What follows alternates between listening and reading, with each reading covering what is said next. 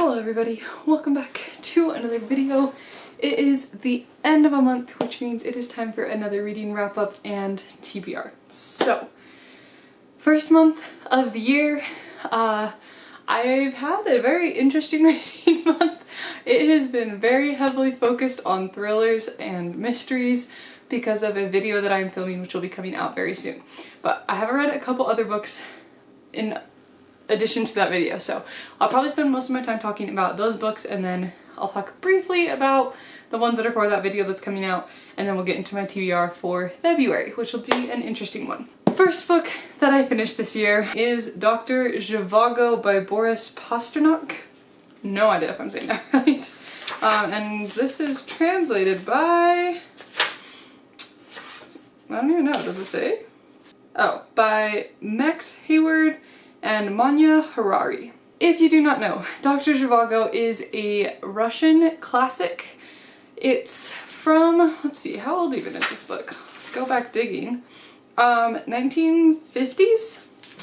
And basically, this is another one of those, you're just following a character through his life and all of the troubles that come along with it types of books. There's something about Russian classics that is just so fascinating to me. This is the second one that I've read. The first one that I read was War and Peace, which I actually want to reread this year and annotate. But I thought that I'd get to this one. What initially drew me to this was actually the musical. If you don't know, this might be kind of niche. There is a musical based off of this book. There's also a movie. I decided that instead of watching the movie, I wanted to read the book. So here we are. Basically, you are following Dr. Zhivago, Yuri. It starts when he's like a teenage boy. Actually, he's even younger than that at the very beginning. In the very beginning, he's super young. His mom just died, and then his dad dies soon after. And then you kind of flash forward to when he's a teenage, and he's been taken in by this family, and they are basically raising him. They kind of adopt him. And then you flash forward a little bit further. He's now graduating medical school, hence Dr. Zhivago.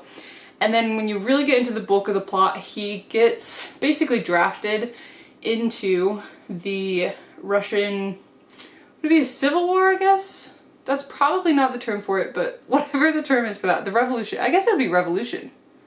Yeah, I guess it'd be not a civil war. I don't know. The Russian Revolution. I think that's which war this was. Actually, there might be one before that. Clearly, I didn't understand the timing of this very well. I think he gets drafted in right at the end of maybe World War I, World War II, and then it's also the Russian Revolution. Anyways, either way, he gets drafted in as a medical officer, essentially, and so you're following his life as in the army, and then you're also following very heavily his love life, which is a mess. And he's a terrible person, especially when it comes to relationships. He's got like 3 different women. One of them is actually his wife. It's just a disaster. He's a terrible person. And that is probably my main complaint about this book, is I just did not care about him. Like, he's the main character, we're following him, and he was the least interesting character to me because I just hated him so much. And I don't know that you were necessarily meant to hate him.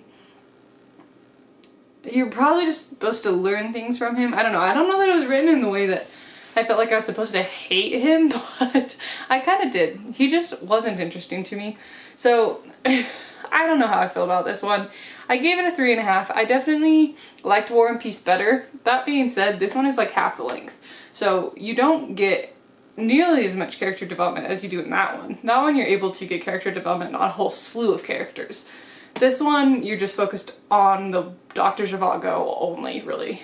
So that became a little problematic when he was not my favorite character. So that one was at least nice because if you didn't like a character, they weren't the only one you were focusing on. So I don't know that if I'd recommend this as my favorite Russian classic out of the 2 that I've read. I definitely like War and Peace better, but this is probably the less intimidating one to start with. So, I don't know. I am planning on reading Master and Margarita at some point this year. So then I'll have read 3 and I can give you a little bit better thoughts, I guess. But that's Dr. Zhivago. It was interesting.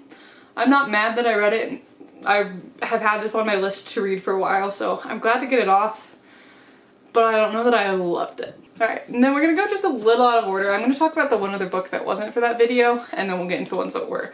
But the other book that I read, not the next book, is The Fury by Alex Michaelides? I don't know how to say his name, but he is the author of Silent Patient and Maidens, and this is his latest one that actually just came out this month. So I went and got it basically the day it came out because I was really excited. I really liked his other books, and this one was no different. This one is basically, if you've seen the movie The Glass Onion, it's a similar premise, like setup. It's this Hollywood star who owns an island. She takes a group of friends out onto the island and then somebody ends up dead. And you are trying to solve the murder, essentially. Aside from the basic setup though, this isn't anything like Glass Onion, it's definitely very different vibes.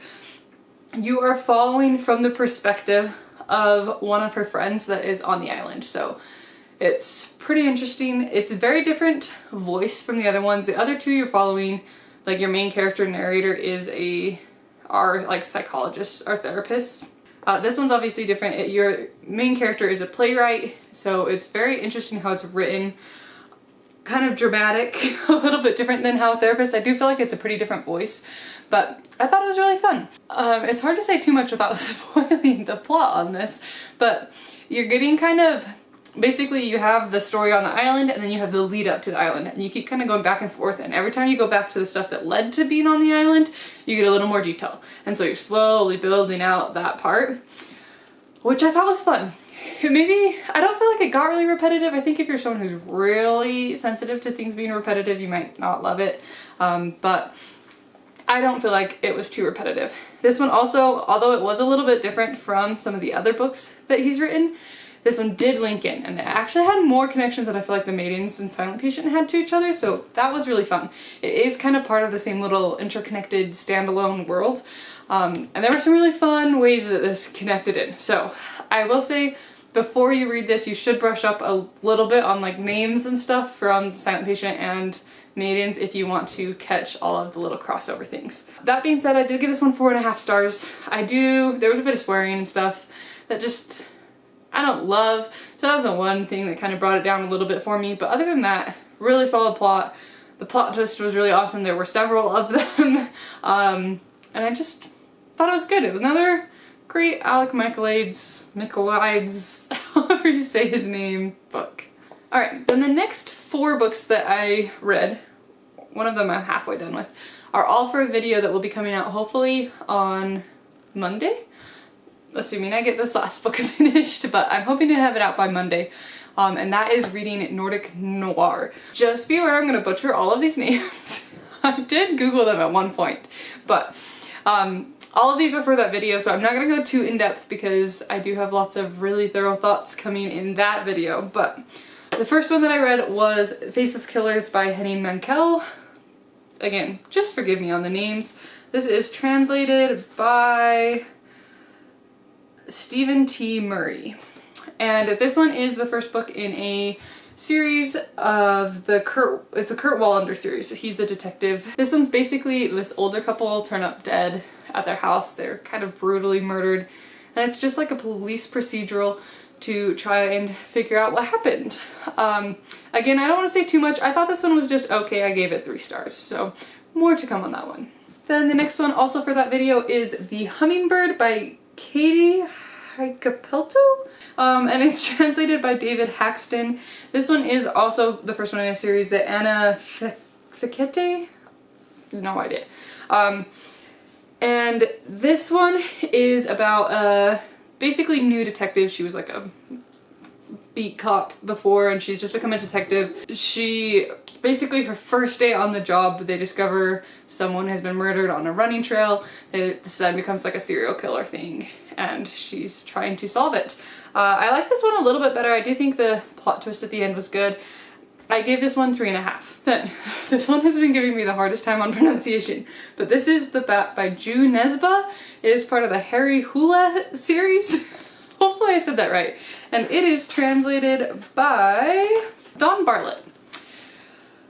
This one is another detective story. This one, there is a someone from his country, he's a detective, gets killed in Australia. So he flies down to Australia to help solve the murder as kind of this guest person. They don't really want him.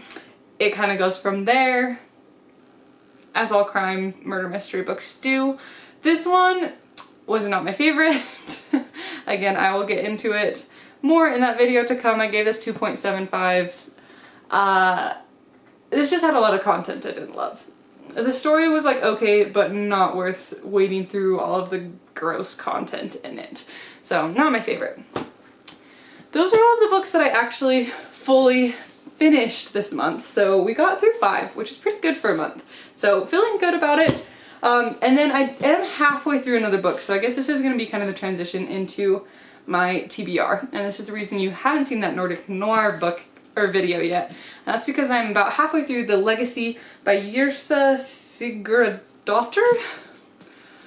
Yeah, that was definitely butchered that. And this is translated by Victoria Cribb.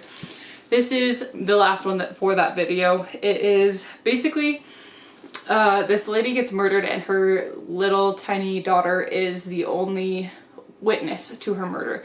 And so you're following the psychologist who gets brought in to basically protect this girl while they're trying to interrogate her essentially on what she saw, but she's not really talking. And so you're following basically this psychologist and this detective as they try and solve a murder together essentially. And I'm really liking it so far. I can't say my final thoughts. Again, I'm about halfway, but this one has been pretty good. So I'll be finishing this one for sure, hopefully within the next couple days. And then in February, one of the big things on my TBR is to read the Maze Runner series, which I'm now noticing there are still stickers on all of these. So let's see if I can get those off. But I've been doing a series on my channel where I've been reading some of the series that have been super popular that I just have never gotten to. So I've only done 1 episode of this. Oh no, I've done 2. I did Lord of the Rings like a while ago and I read that whole trilogy. So I'll maybe try and link that one. And then I also read The Hunger Games for the first time, including The Ballad of Songbirds and Snakes. Goodness, this does not want to come off. So the next episode that I want to do in that little series is reading The Maze Runner for the first time. I really like sci-fi. It's definitely up there in my genres that I like to read. And I've never read The Maze Runner, so I want to get to these. These seem like great books. Obviously they're more like YA, and I could kind of use a little bit of a break or a refresh after reading all of the Nordic Noir books that kind of are gruesome and dark and definitely not YA. So this is going to be my little palette cleanser when I finally finish those. Alright, let me focus on the sticker, then I'll talk some more. Finally got the stickers off, but if I'm getting the order right, I believe it goes Maze Runner. Which one goes next? Scorch Trials. And then The Death Cure. I think there's like a few prequel-y books too. I'm just gonna read these 3 for now. If I really like them, then maybe I'll go get the prequels. But I found the first 2 at a thrift store, which is why they had annoying stickers on them. But I found these 2 and then I ordered this 3rd one off of Thrift Books. So those ones are gonna be the first ones. I honestly don't even really know what they're about. I think it's like a, are they in? I think it's like a bunch of teenage boys that are in this like maze that they have to try and survive, right? Something like that. So I will know later, but there will be a whole reading vlog coming out of these hopefully before the end of February. Then the next one I'm a little scared about. I don't know if I necessarily plan on finishing this book this month, but I for sure want to start. And that is The Way of Kings by Brandon Sanderson. This is the first book in the Stormlight Archives, which is kind of the main core series of the Cosmere, which is his universe that a lot of books are in. I've read a couple Brandon Sandersons. I read the whole Mistborn trilogy. So like the, what's the term? Part 1, and there's like the second series. I can't think of what they're called at the moment. I also read the Frugal Wizard's Handbook for Surviving Medieval England, which I loved. And I think that's all the Brandon Sanderson. I'm looking at the shelf. Yeah, those are the only ones that I've read.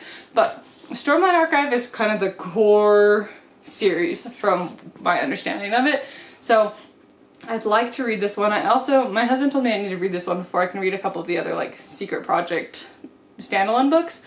So I want to get into this one, but these books are huge. It is, let's see, somewhere around 1,000 pages-ish. I don't even know. It's around 1,000 pages.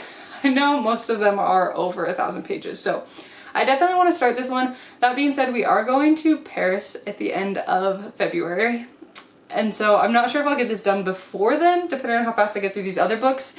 So this might be a start it in February, finish it in March when we get back from Paris type of a book, because I'm definitely not taking this with me.